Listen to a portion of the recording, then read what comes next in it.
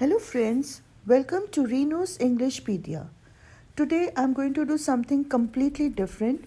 That is, I'm going to start a revision series in which I will be posting 2 topics daily, maybe 2 chapters or maybe 1 chapter and a poem. The best part about this video series is going to be that they are going to be classroom transactions where actual involvement of the students can be heard. Maybe some parts of it will not be audible as the children do not have a microphone, but their queries are going to be repeated by me so you can understand them very well. Today we are revising the chapter, the last lesson. Who has written this chapter? Alphons दौरे. इसका ethnic group क्या है? ये किस area को belong करता है?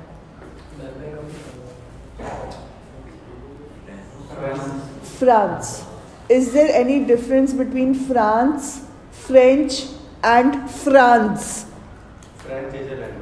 French is the language, France is the country, and Franz he is the character.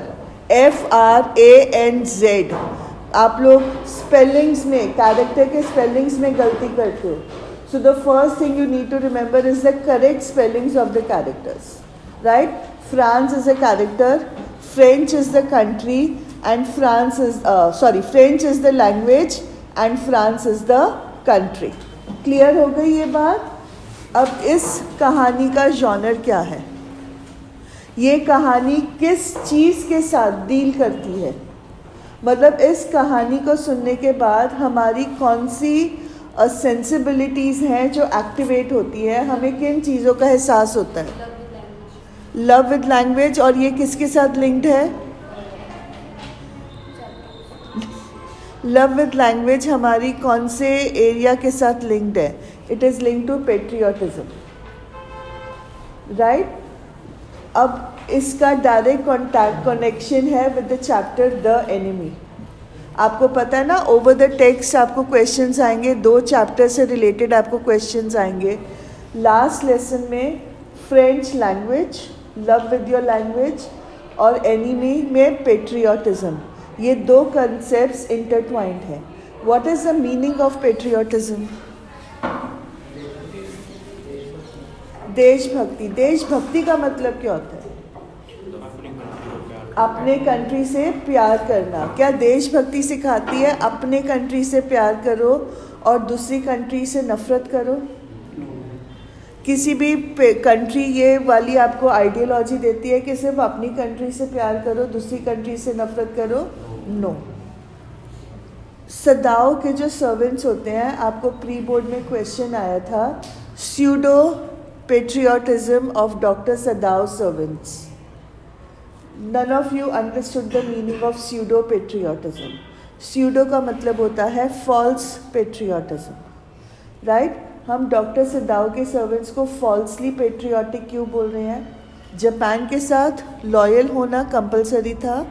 Japan के साथ लॉयल होते हुए अमेरिकन्स का मर जाने की उम्मीद करना ये गलत था. राइट? उनके लिए हैन के ब्लड की वैल्यू थी, पोल्ट्री के ब्लड की वैल्यू थी, बट एक ह्यूमन बीइंग के ब्लड की कोई वैल्यू नहीं थी. इसीलिए हम उनको स्यूडो पेट्रियोटिक बोलते हैं. Now coming back to the last lesson, यहाँ पे the love of the language is reflected in the patriotic belief.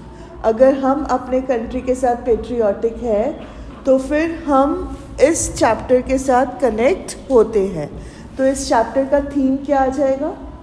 अगर जॉनर इसका लव ऑफ वंस लैंग्वेज है, पेट्रियोटिज्म है, तो थीम भी इसका यही बन जाएगा.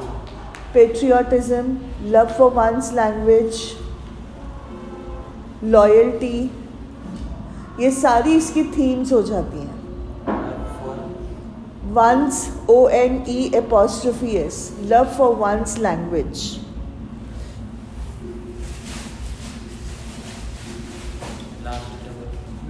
लॉयल्टी.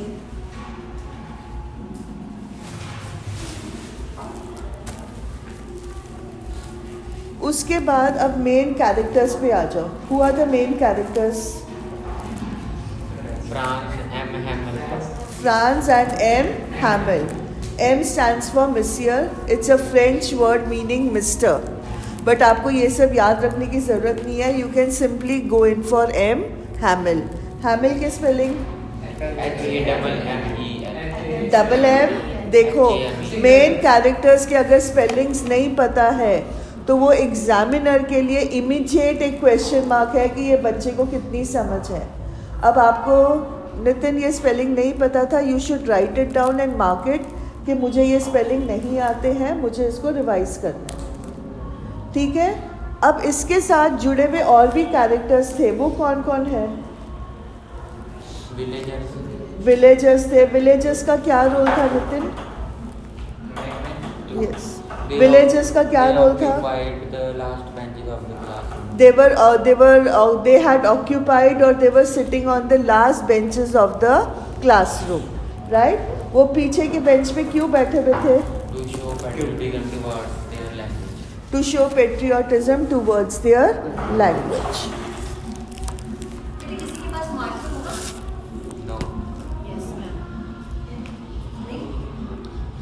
मार्कर चाहिए, not a sketch pen.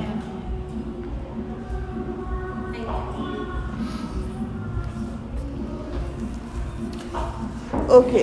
Monsieur Hamel, France, the villagers, who else? Chapter में और किस किस का नाम मेंशन है? ब्लैकस्मिथ. Very good. ब्लैकस्मिथ का नाम क्या था?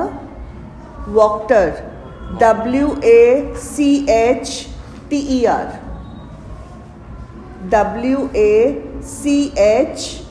WACHTER. वॉक्टर.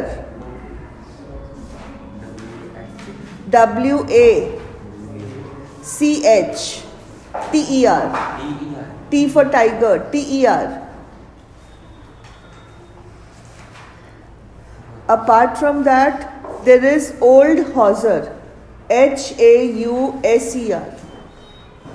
अब वॉक्टर का रोल क्या था चैप्टर में? वॉक्टर किस पॉइंट पे आया था? हाँ जी.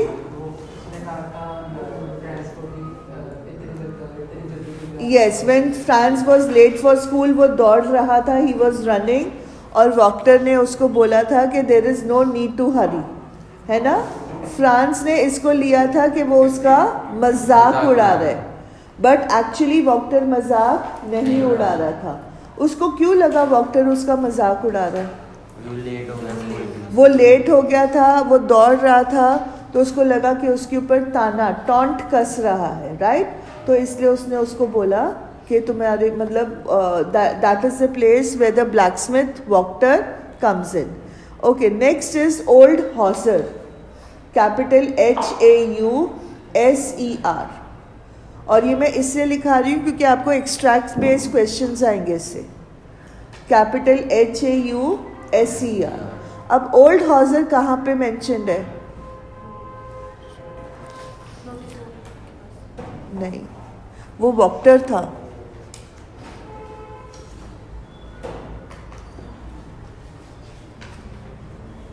हॉजर is sitting in the classroom among the villagers. और वो जब वो चैप्टर पढ़ा रहे थे मिस्टर हैमिल, तब हॉजर बुक्स के वर्ड्स को रब कर रहा था अपने हैंड से.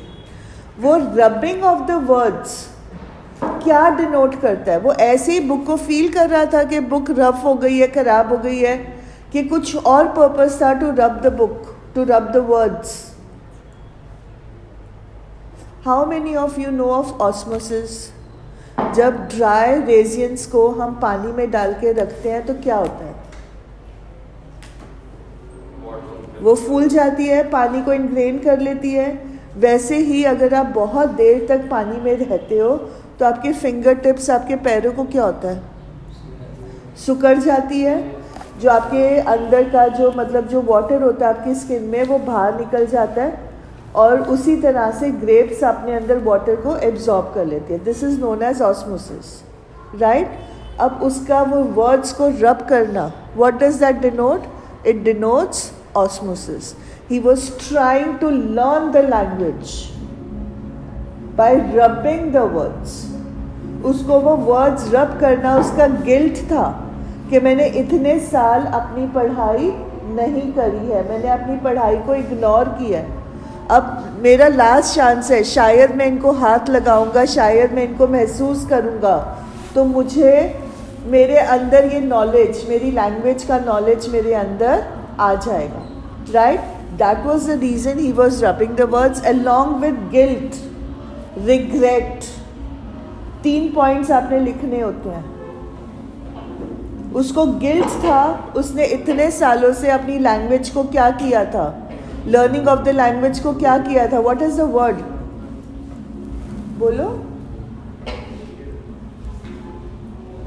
आप लोग क्या करते हो जब आपको होमवर्क दिया जाता है? हम क्या करेंगे? कल करेंगे। जब कल आता है तो परसों करेंगे, परसों आता है तो तरसों करेंगे। So what is that word? What do you do to learning? Very good. He had procrastinated the learning of the language. Procrastinated.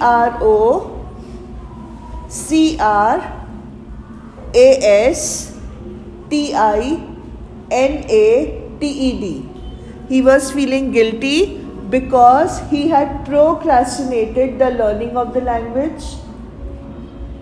Second feeling थी regret की. Why was he regretting? Beta ji, please throw that chewing gum from your mouth. Why was he regretting? What was the purpose of regret? Last day, they have lost the opportunity to learn the language. It's a lost opportunity. इतने साल तक पढ़ाई टाल रहे थे, school में आप अपना खुद का सोचो। इस टाइम पे board exams are just 15 days beyond, right?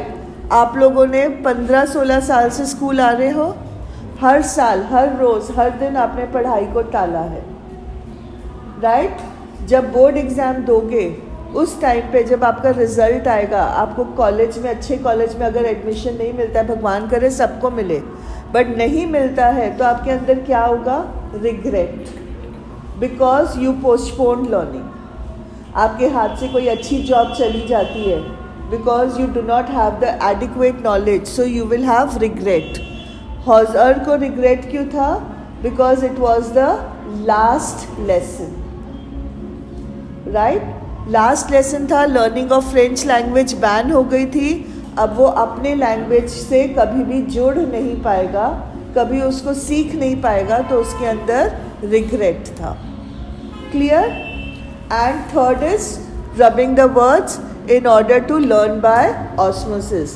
एक आखिरी कोशिश कि शायद मुझे अब अपने लैंग्वेज की नॉलेज मिल जाए, right? Apart from that, back benches में जो मेंशन्ड है चैप्टर में, not very important to know, there was the post master, there was a mayor and there were other villagers. Post master थे, mayor थे और दूसरे विलेजर्स बैक बेंचेस पे बैठे हुए थे अलॉन्ग विद हॉजर। ठीक है, यहां तक समझ में आ गया? Mayor, MAYOR, mayor and other villagers along with Hauser. 3 लोग मेंशन्ड हैं, post master, mayor, Hauser, along with all the other villagers. लो बेटा, क्वाइटली लेते जाओ, मेरा रिकॉर्डिंग चल रही है। Okay, now a quick summary of the chapter. Who can give me this summary? इस टाइम पे कोई है जो चाहे हिंदी में मुझे एक समरी दे दे? ए रब्बा। They are living in a small village, right? The villages mentioned are Liklo, Alsace and Lorraine. Capital ALSACE, Alsace and Lorraine. Capital LORRAINE. अब हुआ क्या था? France had lost the war against Prussia. Persia नहीं, Persia एक अलग country है, it's Prussia. Prussia उस time पे was a combination of 3 countries. Austria, Germany and Poland. जब ये वर्ल्ड वॉर्स हुए हैं, जब अलग रेवोल्यूशंस हुए हैं, तब प्रूशिया डिफरेंट कंट्रीज में डिवाइड हुई है। Initially it was one country Prussia, right. Prussia में कौन सा लैंग्वेज चलता था? German language. बर्लिन उसका कैपिटल था, राइट, जो अब जर्मनी का कैपिटल है बर्लिन। क्लियर ये बात आपको? रेवोल्यूशंस के बाद ये डिफरेंट कंट्रीज बनी है। Initially it was one country Prussia. France had lost the war against Prussia, right. आपने देखा होगा जब फ्रांस स्कूल भाग रहा था तो चैप्टर में मेंशन्ड है drilling of the Prussian soldiers. ये ड्रिलिंग, ये लिख लो, drilling of the Prussian soldiers is showing the fact that Prussian soldiers are in France, they have taken over the country. Imagine करो इंडिया में आप school आ रहे हो और पाकिस्तान के सोल्जर्स बाहर ड्रिलिंग कर रहे हैं, या इमेजिन करो चाइना के सोल्जर्स ड्रिलिंग कर रहे हैं, या सोचो अमेरिकन सोल्जर्स हमारे कंट्री में ड्रिलिंग कर रहे हैं, या किसी भी कंट्री के। What will you feel? Shock, disgust, anger. But France को उस टाइम पे इन चीज़ों से वो हटके था, उसको इन चीज़ों का एहसास नहीं था। He wanted to stay over there and watch the soldiers drilling. उनकी एक्सरसाइज को वो देखना चाहता था, क्योंकि तब तक उसको एहसास नहीं था कि हम बैटल लूज कर चुके हैं, हम अब स्लेव बन गए हैं, अब हमें अपनी लैंग्वेज से हाथ धोना पड़ेगा। इस पॉइंट तक, स्कूल आने के पॉइंट तक उसको इस बात का एहसास नहीं था। Drilling of the Prussian soldiers ये सिग्निफाई करता है, राइट, क्या? That they had become slaves. छोटी छोटी बातें गहराई में जाना पड़ता है जब हम लिटरेचर पढ़ते हैं, राइट। जैसे हम में से किसी को भी शॉक लगेगा अगर किसी और कंट्री के सोल्जर्स हमारी कंट्री में ड्रिलिंग करेंगे, इट विल बी अनएक्सेप्टेबल। वैसे फ्रांस को शॉक नहीं लगा, बिकॉज उसको तब तक समझ में ही नहीं आया था कि ये हो क्या रहा है, ठीक है। Starting with this, you understood the background of the story. France had lost the war to Prussia. Prussia had taken over Alsace and Lorraine. We can see that in the drilling of the soldiers. The chapter starts with France running to school, right? बीच में उसको walker मिलता है जो उसको बोलता है भागने की ज़रूरत नहीं है, but he thinks of it as a taunt. On the way, he wants to skip school. Skip, S-K-I-P. Skip school मतलब बंक मारना चाहता है, छुट्टी करना चाहता है। क्यों? दो कारण थे। First, he was late for school. Late जा रहा है तो डांट पड़ने के चांसेस बहुत ज़्यादा है। Second reason, he had not done the homework, the French homework of learning the participles. The rules of participles उसने लर्न नहीं किए थे। उसको डर था, एक तो लेट जा रहा हूँ तो डांट पड़ेगी, और होमवर्क नहीं किया है तो पक्का मार पड़ेगी। तो उसका मन क्या किया? मार और डांट खाने की बजाय उसका मन क्या किया? कि बंक मार के I can go to the forest, right, I can search for birds eggs, right, I can go sliding on the river Saar. Yes और नो? फिर वो drilling of the Prussian soldiers देखना चाहता था। ये चीज़ें एक छोटे बच्चे को अट्रैक्ट करती हैं, right, it indicates pleasurable activities. But उसने अपना दिल मार के वो स्कूल में गया। अब वो स्कूल गया तो उसने किसी चीज़ के ऊपर रिलाई किया था कि ये हो रहा होगा तो मुझे डांट नहीं पड़ेगी। वो चीज़ क्या थी? नहीं, मैं यहाँ पे पढ़ा रही हूँ और कोई क्लासरूम में पीछे से आए तो उसको थप्पड़ पड़ेंगे कि वो आराम से आके बैठ जाएगा? थप्पड़ ही पड़ेंगे, राइट। बट फ्रांस ने किस चीज़ के ऊपर रिलाई किया कि मुझे डांट नहीं पड़ेगी? What happens in the junior classes? In morning में especially? बेटा जी, there is hustle and bustle. Please write down this term. H-U-S-T-L-E. Hustle hyphen bustle. B-U-S-T-L-E. ये आपके vocabulary words हैं जो आपके टेक्स्ट बुक में यूज़ हुए हैं, और आपको ये पता होने चाहिए। हसल बसल के ऊपर वो रिलाई कर रहा था। Now what is hustle and बसल? जब सुबह, आपको याद है आपका 12th का प्री बोर्ड ख़त्म हुआ था, आप क्लासरूम में बैठे थे, क्या एकदम शांति थी कि इतना चिल्लम था कि मुझे मेरी आवाज़ नहीं सुनाई दे रही थी? Right, that is hustle and बसल। बच्चे बात कर रहे हैं, कई बच्चे ड्रिलिंग कर रहे हैं, कोई अपना डेस्क खोल रहा है, बंद कर रहा है, राइट? तो वो जो सारी आवाज़ें थी, that is known as the hustle and the bustle. उसको लगा क्लासरूम में इतना हसल बसल होगा, कोई आ रहा है, कोई जा रहा है, कोई खड़ा है, कोई बैठा है, कि उनके बीच में मैं चुपके से चला जाऊंगा and I will be sitting in the classroom and no one will come to know. But when he reached the class, he got a surprise or shock. What is the difference between a surprise and a shock? So did he get a surprise? He got a shock. Surprise is positive, unexpected, and shock is negative, unexpected. अब ये negative unexpected था क्योंकि उसको hustle bustle चाहिए था.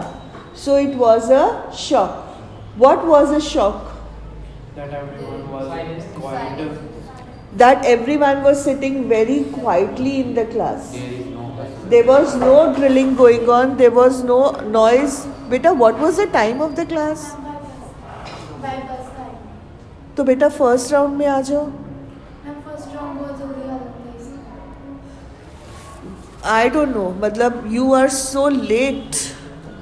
It's almost 10 o'clock. आ जाओ. You missed the important points in a revision class. What will be the use of revision? Anyways, he got a shock because there was total quiet in the class. Did he see the villagers at that time? Yes. No. उसका first shock उसको लगा because class में बड़ी शांति थी. Second shock उसको क्या लगा? वो क्लास में मिस्टर हैमिल ने उसको थप्पड़ लगाए, डांटा कि चुपचाप से बुला के बैठ जा. तो वो सेकेंड शॉक था. ये क्या हो गया? मुझे मार क्यों नहीं पिटी, मुझे डांट क्यों नहीं पिटी? नॉर्मली मिस्टर हैमिल के हाथ में क्या होता था? Iron scale, right? पिटाई. That iron scale tells you कि बच्चों की पिटाई होती थी उस टाइम पे. गलत काम करने पे बच्चों को पीटा जाता था, राइट? वो आयरन स्केल उस चीज़ को डिनोट करता है. बट उस दिन उसको डांट नहीं पिटी, डांट नहीं उसको पड़ी, उसको उसकी पिटाई नहीं हुई. उसको बड़े जेंटली मिस्टर हैमिल ने बैठने के लिए बोला. जब वो बैठने लगा तब उसने क्या नोटिस किया? Hamill was dressed as Sunday best. Monsieur Hamill was dressed in his Sunday best. Sunday best is a phrase. Sunday best का मतलब क्या होता है? जो स्पेशल क्लोथ्स होते हैं वो संडे को चर्च जाते हुए पहनते हैं, उन क्लोथ्स को बोला जाता है संडे बेस्ट. वो बड़े मतलब बड़े they are not show off clothes, बड़े सटल, बड़े अच्छी क्वालिटी के, बड़े वेल मेड क्लोथ्स होते हैं, right? They are known as Sunday best. Mister Hamel अपने संडे बेस्ट क्लोथ्स में थे. It was a green coat, a frilled shirt, right? A silk cap, black silk cap. ये उनका best dress में से था. सेकेंड शॉक क्या उसने ऑब्जर्व किया? The presence of the villagers on the last benches. अब ये तो उसको जो फिजिकल चीज़ें थी उनसे शॉक मिला. अब मिस्टर हैमिल ने उसको ऐसा क्या बोला which was not a shock but a thunder clap. Write down this word, thunder clap for France. What is the difference between a shock and a thunder clap?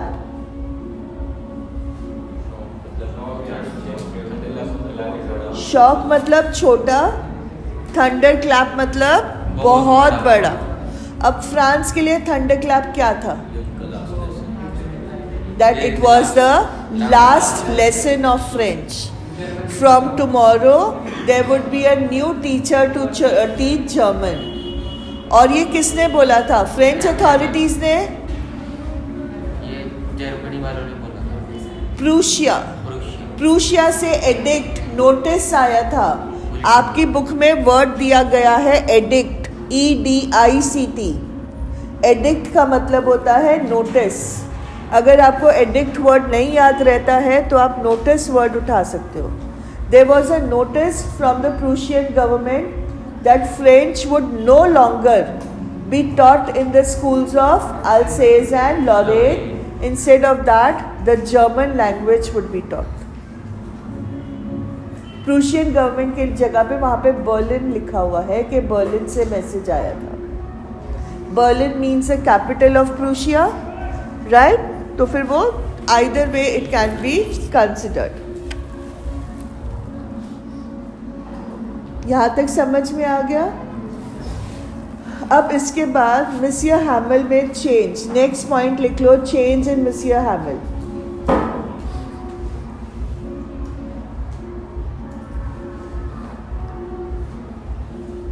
आप लोग ये वाला लास्ट लेसन समझो और अपने बिहेवियर में, मेरे behaviour में और अपने घर वालों के बिहेवियर में फ़र्क बताओ क्या है। नॉर्मल क्लासरूम में am I very patient? No. Am I being patient right now? Monsieur Hamel भी पेशेंट थे। क्यों? लास्ट लेसन है। उनकी कोशिश थी कि अपना डांटने में टाइम वेस्ट करने की बजाय एक एक मिनट को यूज़ करूं इनको मैक्सिमम नॉलेज देने में। मेरे पास ये लास्ट अपॉर्चुनिटी है इनको फ्रेंच लैंग्वेज की लर्निंग देने के लिए। मैं जो कुछ भी इनको सिखा सकता हूँ मैं इनको सिखा दूँ। तो फर्स्ट वो इसलिए पेशेंट थे। Second, he was guilty. Why was he guilty? उनमें किस बात का गिल्ट था? नहीं। Very good. बोलता है बच्चे अगर छुट्टी मारते थे तो मेरा भी जब मन होता था इनको नहीं पढ़ाने का तो मैं क्या करता था? मैं छुट्टी डिक्लेयर कर देता था, है ना? मुझे फिशिंग जानी होती थी तो मैं छुट्टी डिक्लेयर कर देता था।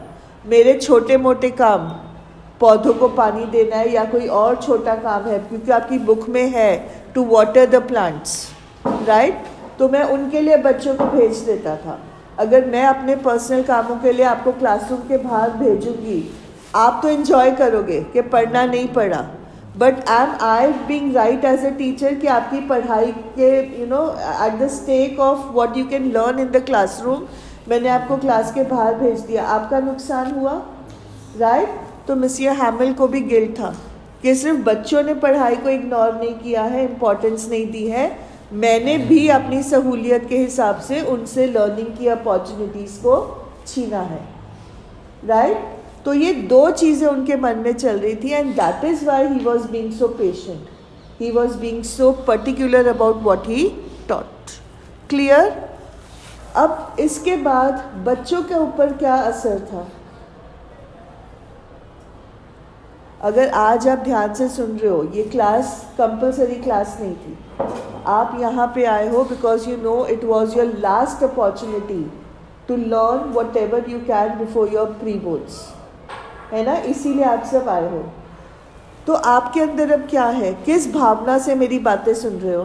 ध्यान इधर उधर भटक रहा है? अगर भटक भी रहा है तो आप अपने आप को फोकस करने की कोशिश कर रहे हो। तो बच्चों में क्या चेंज आया लास्ट लेसन में? यहाँ पे बच्चे इज सिंबलाइज्ड बाय फ्रांस। तो बच्चों में क्या फ़र्क आया? उन्होंने बड़े अटेंटिवली मिसिया हैमिल को सुना। दे heard mister हैमिल very carefully with full concentration. और उसका असर क्या हुआ? जब ध्यान से सुनोगे तो क्या होगा? Most of the things will be understood. जब आपका ध्यान वॉन्डर करता है, जब आप इधर उधर की बातें सोचते हो तो टीचर जो कह रही है उसके साथ आपका लय टूट जाता है। बट जब आप ध्यान से सुनते हो तो आपको समझ में आता है, आगे पीछे की सारी बातों को आप लिंक कर सकते हो और आपको ज़्यादा नॉलेज मिलती है। तो अब फ्रांस को फ्रेंच के बारे में सब समझ में आया, राइट? पहले जो चीज़ें उसको डिफ़िकल्ट लगती थी, क्यों डिफ़िकल्ट लगती थी? ध्यान से नहीं सुनता था। अब वो उसको वही चीज़ें बड़ी आसान लगी। अब क्यों आसान लगी? क्योंकि उसने ध्यान दिया, राइट? एंड अब जब उसकी बारी आई to recite the French participles, तो वो अच्छे से रिसाइट कर पाया? यस।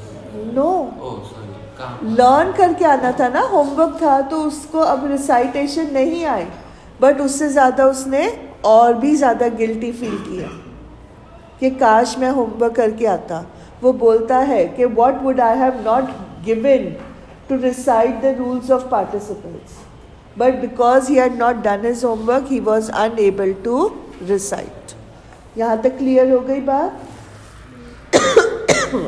अब आप होमवर्क नहीं करके आओगे तो अगेन आपको डर होएगा डांट का या पिटाई का, राइट?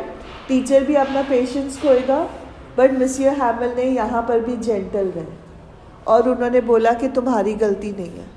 क्यों? क्योंकि हम सबकी आदत है टू अभी मैंने वोकैबुलरी दिया था, टू प्रोक्रास्टिनेट लर्निंग। प्लीज़ ये वर्ड प्रोक्रास्टिनेट आपको अपने वोकैबुलरी में ऐड करना पड़ेगा। It is an important theme of this chapter, to procrastinate learning. All of us are in the habit of procrastinating learning, procrastinating our work. चल छोड़, आज नहीं कल कर लेते हैं, चल छोड़ आज नहीं कल कर लेते हैं, और कल कभी भी आता नहीं है, राइट? मिस्टर हैमल ने बोला तुम्हारी गलती नहीं है, अगर तुम पढ़ना नहीं चाहते थे तो मैं भी जब मेरी मन करती थी तब तुम्हें छुट्टी डिक्लेयर कर देता था। बोलते तुम्हारे माँ बाप भी, कितनी बार होता है मम्मी पापा छुट्टी करवा देते हैं, आज ये काम है घर में, आज वो काम है घर में। Sometimes it happens. Many children, you may not be doing it, your parents may not be doing it, but there are some children, some parents who are helpless, right? For example, I will not take her name, but there were some problems in her family and the child had to take care of a family in the absence of the mother. Throughout the session, she did not join your class. Yes or no? Right? Whoever she was doesn't matter. But ऐसे होता है कि घरों में कोई ऐसी problems होती हैं कि हम चाहकर भी स्कूल नहीं आ पाते। कभी हमारे पेरेंट्स बीमार हो जाते हैं, कभी हमारे को कोई और काम मिल जाता है। अब अल्सेज एंड लोरेन में क्या प्रॉब्लम थी? पेरेंट्स क्या चाहते थे? बच्चे पढ़े। नो, बच्चे ना पढ़े। Yes, that is the problem. वो चाहते थे कि अपने काम तरफ की ध्यान दें। Yes, that they would go in the farms and the mills to earn some money. उनके लिए थोड़ा सा अर्निंग बढ़ाना ज़्यादा ज़रूरी था, right? They should be, some kind of money should be earned by the children was the priority of the parents. The children to work on the farms and the mills was the priority of the parents. तो उन्होंने भी बच्चों को छुट्टी मारने से कभी रोका नहीं। तो उन्होंने 3 जनों की गलती बताई। फर्स्ट, बच्चों की गलती, क्योंकि वो छुट्टी मारते थे, राइट? मस्ती करने के लिए चले जाते थे। सेकंड, उन्होंने बोला मैं खुद गलत था, क्योंकि जब मेरा मन करता था फिशिंग के लिए या अपने कामों के लिए मैं बच्चों को भगा देता था। और थर्ड, पेरेंट्स की गलती, जो अपना इनकम बढ़ाने के लिए आपकी छुट्टी करवा देते थे। So all of us are to blame. तुम्हारी गलती नहीं है, हम सब की, सब लोग जो अल्सेज एंड लोरेन में रहते हैं, हम सब की गलती है। So don't feel bad, right? उसके बाद उन्होंने कैलीग्राफी की क्लास शुरू की। कैलीग्राफी की क्लास कौन सी क्लास होती है? हैंड राइटिंग की। उन्होंने शीट्स बनाई हुई थी जिनके ऊपर लिखा हुआ था फ्रांस अल्सेज फ्रांस। अब ये शीट्स कैसी नजर आ रही थी? Like little flags. अब ये पॉइंट किस भावना को जागृत करता है? पेट्रियटिज्म। जब आपको वर्ड आता है एग्जाम्स में वैलिडेट, वैलिडेट का मतलब होता है टू गिव एग्जाम्पल्स। तो पेट्रियटिज्म की भावना इस वाले पॉइंट से भी आती है कि मिस्टर हैमल ने उनको कैलीग्राफी की क्लास में फ्रांस अल्सेज फ्रांस लिखने को दिया। कैलीग्राफी की क्लास, अगर आपको याद हो, बचपन में वर्कबुक्स होती थी हैंड राइटिंग के लिए, ऊपर डॉटेड लिखा होता था और आपको सेम चीज़ फॉलो करनी होती थी। येस और नो? तो that was the calligraphy class जो उनको करने के लिए मिली। and those sheets appeared like little flags to France. उस टाइम पे फ्रांस ने एक I forgot one point. While talking about the importance of the French language, Monsieur Hamel की भावना for the French language बाहर आई. What did Monsieur Hamel feel about language? उनके sentiments क्या थे about language? Yes, he described French as the most beautiful and the most logical language. आप ये points लिख रहे हो? The most beautiful and the most logical language.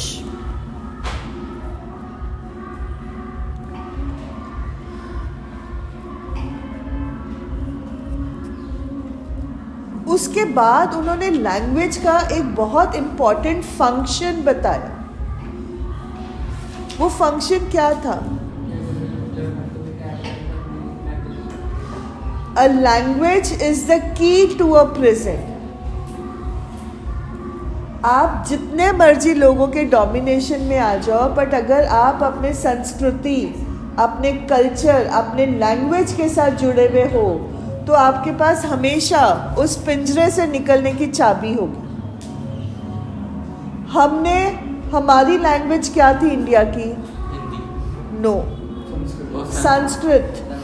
When the British dominated us, उससे पहले जो हमारी नेशनल लैंग्वेज थी वो संस्कृत थी. राइट? आप साउथ में चले जाओ, आप ईस्ट में चले जाओ, आप नॉर्थ में चले जाओ, हर जगह संस्कृत का था. ब्रिटिश ने आके हमें हिंदी से, संस्कृत से दूर किया, हमें अपनी रीजनल लैंग्वेजेस से दूर किया. अब हम सब क्या सोचते हैं? इंग्लिश बोलना क्या है? It's a matter of pride. अगर एक बच्चा इंग्लिश बोल रहा है और एक बच्चा हिंदी बोल रहा है, तो हम किसको इंटेलिजेंट मानते हैं? जो इंग्लिश बोल रहा है, चाहे वो रॉट बोल रहा हो, उसकी बातों में कोई गहराई ना हो. जो हिंदी में बोल रहा है उसकी बातों में बहुत वजन होगा, बट क्योंकि वो इंग्लिश लैंग्वेज में रॉट बोल रहा है तो हमारे लिए वो इंटेलिजेंट है, और जो वाकई सेंसिबल बात कर रहा है हिंदी में, वो हमारे लिए बेवकूफ़ है ना? हमने अपने पिंजरे के चाबी को फेंक दिया. बट मिसियर हैमिल ने फ्रांस के लोगों को, जो उस टाइम पे क्लासरूम में लोग बैठे हुए थे, उनको समझाया कि तुम फ्रेंच नहीं पढ़ सकते, बट अगर तुम फ्रेंच के साथ जुड़े रहोगे तो कभी भी प्रूशिया तुम्हें डोमिनेट नहीं कर पाएगा. You will always have the key to your present. Right? उनके वर्डिंग से ये लिख लो, क्योंकि आपको ये एक्सट्रैक्ट्स में आ सकते हैं. When a people are enslaved, as long as they hold fast to their language, it is as if they had the key to their prison. जब इंसानों को एनस्लेव किया जाता है, गुलाम बनाया जाता है, तो जब तक वो अपनी लैंग्वेज, अपनी संस्कृति, अपने कल्चर से जुड़े रहेंगे, तब तक वो जब मर्जी चाहे उस पिंजरे को तोड़ सकते हैं. राइट? अब इस पॉइंट पे Franz, the character FRANZ, Franz ने कौन सा, क्या चीज़ बताई, मतलब क्या चीज़ सोची regarding the pigeons outside? Will they make them sing in German too? अब इस भावना में कौन सी बात, कौन सा नेक्स्ट थीम है चैप्टर का जो सामने आता है? Linguistic chauvinism. लिंग्विस्टिक मतलब language, LINGUISTIC. Linguistic means related to language. Chauvinism means domination. Linguistic chauvinism means domination by language. किसके? CHAUVIN,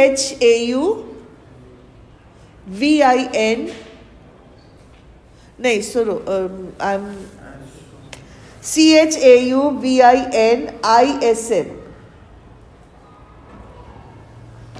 ठीक है? अब इसका ओवरऑल मीनिंग क्या है जो आपको BBC में या कहीं और पे मिलता है? दैट इज़, आप अपनी लैंग्वेज में इतना प्राइड लो कि दूसरे की लैंग्वेज को दबा दो. राइट? तो यही चीज़ बर्लिन कर रही थी. उनके लिए जर्मन लैंग्वेज सबसे इम्पॉर्टेंट थी, तो वो जर्मन लैंग्वेज की प्राइड में फ्रेंच को दबा रहे थे. Clear? So they were trying to rule through language. India में आते हुए विंस्टन चर्चिल ने क्या कहा था, मतलब विंस्टन चर्चिल नहीं, सॉरी मैं नामों में गड़बड़ कर रही हूँ.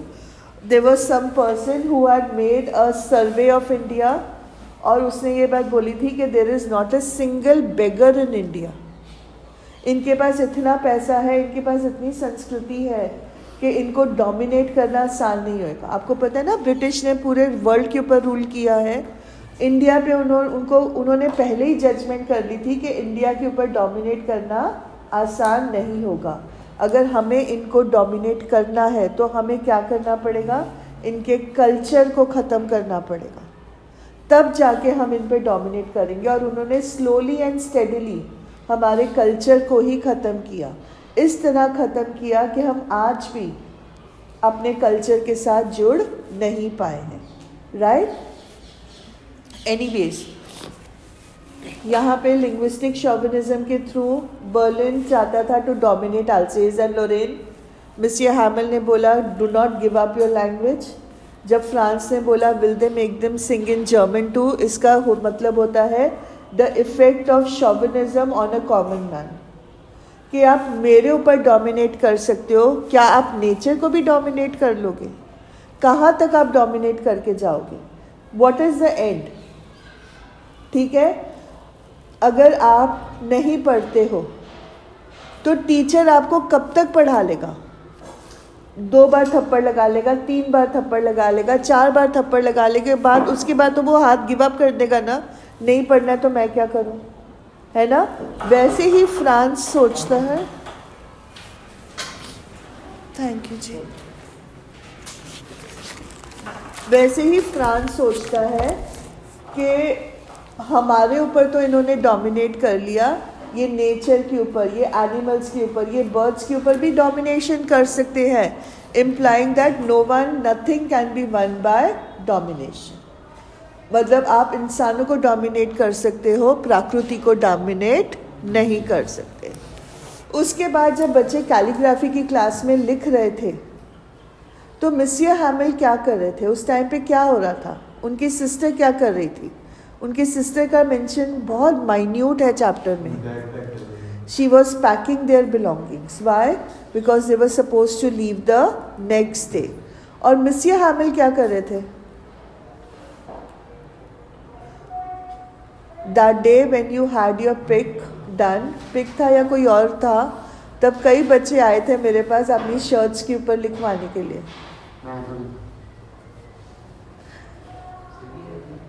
क्यों लिखवाने आए थे?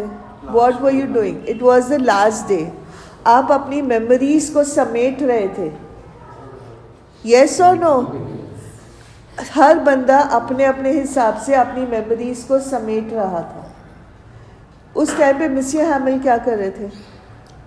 बोर्ड पे वाइला फ्रांस लिख रहे थे. नहीं, उस टाइम पे नहीं. When the children were doing the calligraphy class, उस टाइम पे मिस्टर हैमिल क्लासरूम को देख रहे थे. He was looking at every wall, every corner, every speck, as if trying to retain that memory forever and ever. उनका दिल भरा हुआ था, उनकी आंखें भरी हुई थी, वो बहुत बुरी हालत में थी. ठीक है. उसके बाद क्या हुआ? बेल बजी. बेल कब बजी? उस टाइम पे देयर इज़ रिंगिंग. एक मिनट दिखाना, यहाँ पे ये पॉइंट भी समझा दूँ क्योंकि ये एग्जाम्स में ये पॉइंट आया था. पेज नंबर 8 के ऊपर है, I think it's the 3rd or the 4th last paragraph. All at once the church clock struck 12, then the Angelus. Angelus is the cry, the prayer cry. जब वो मस्जिद में कोई पर्टिकुलर टाइम होता है तो वो they call the faithful to the mosque, है ना? हम उसको अजान कहते हैं, ऐसा कुछ कहते हैं, अजान होता है. और वही चीज़ क्रिश्चियंस में होता है, that is known as the Angelus. It is a call to the faithful to come and pray. It is a call of prayer. तो जैसे ही 12 बजे वो एंगुलस का साउंड भी शुरू हुआ. और उसी टाइम से प्रूशियंस अपनी ड्रिलिंग ख़त्म कर भी लौटे। ये जो 3-4 लाइंस है, this shows the end of freedom. अब ख़त्म, फ्रेंच लर्निंग ख़त्म, राइट। प्रूशियन सोल्जर्स आ गए हैं, हमारे टाउन में आ गए हैं, अब हमारा freedom of movement is over, we are now enslaved. तो ये 3 लाइंस ये वाले टोन को डिपिक्ट करती हैं। And then at this point monsieur Hamel got up from his chair. वो बच्चों को विदाई का मैसेज, फेयरवेल का मैसेज देना चाहते थे, बट उनका गला भरा हुआ था दुख से, आंसुओं से भरा हुआ था, तो वो कुछ बोल नहीं पाए। तो उन्होंने ब्लैक बोर्ड के ऊपर लिखा विव ला फ्रांस।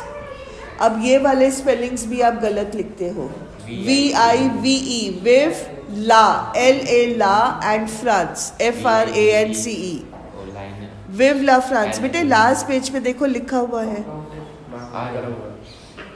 राइट। विव ला फ्रांस का मतलब है long live France. Long live France, yes, अमर रहे, अमर रहे, फ्रांस अमर रहे, right. And after that he said, the last line was, school is dismissed. That means for me the journey has ended. अब हमने एक पॉइंट डिस्कस नहीं किया है, the presence of the villagers in the classroom. Why were the villagers present in the classroom?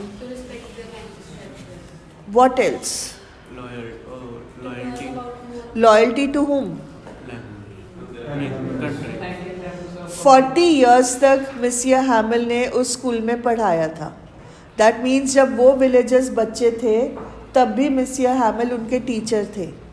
तो it was to honour मिसिया Hamel's 40 service, it was to honour their language, and it was the last opportunity to learn the French language which made the villagers come to the classroom, right? 40 साल, नितिन 10 साल नहीं बेटा, 40 साल, 40 साल तक मिसिया हैमिल ने उस स्कूल में पढ़ाया, अपने टीचर को ऑनर करने के लिए, अपने लैंग्वेज, अपनी कंट्री को ऑनर करने के लिए। और ये आखिरी मौका था लैंग्वेज को लर्न करने के लिए, वो विलेजर्स उस स्कूल में आए थे। अब मैंने ना ये एक वो बनाया हुआ है फ्लैश कार्ड, राइट। उसमें आप लोग पहले वोकैबलरी लिख लो जो आपको याद रखनी है। वैसे तो मैंने लिखा दिया है। Love for one's own country and language is one of the themes and procrastination is the other theme, right.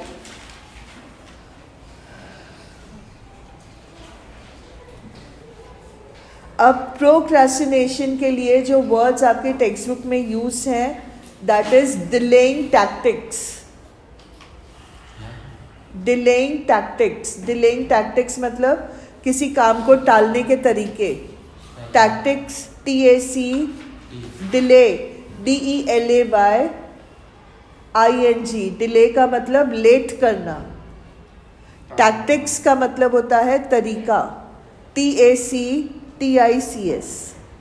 Second phrase is putting off learning, putting of, OFF, switch off, putting of, right. Of का मतलब होता है नाता तोड़ना। जब हम light switch off करते हैं तो हम स्विच और कनेक्शन के बीच का नाता तोड़ते हैं। पुटिंग ऑफ मतलब हम काम और खुद के बीच का नाता तोड़ रहे हैं, तो उसमें OFF आता है, right. Putting off learning. Third is vacillation, VACILLATION। Vacillation का मतलब होता है मैं ये करूँ कि वो करूँ, मैं इकोनॉमिक्स पढ़ूँ कि इंग्लिश पढ़ूँ, मैं पंजाबी पढ़ूँ कि हिंदी पढ़ूँ, राइट। मैं पॉलिटिकल पढ़ूँ कि साइंस पढ़ूँ। हम वैसिलेट करते हैं और फिर हम बोलते हैं छोड़, मुझे कुछ भी नहीं पढ़ना, मोबाइल दे दो, मैं कुछ एक आधा साइट को सर्व कर लूँ, right. That is vacillation. Then is dilly dallying, DILLY hyphen डालिंग, DALLYING।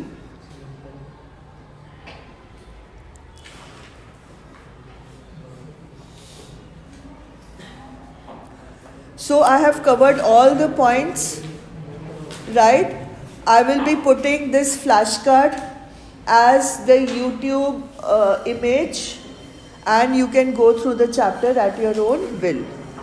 Okay, so I'm ending the class. With this, we come to the end of the video. I hope that you liked it. Please do not forget to like, share and subscribe to the channel, and remember to press the bell icon for further notifications. Thank you.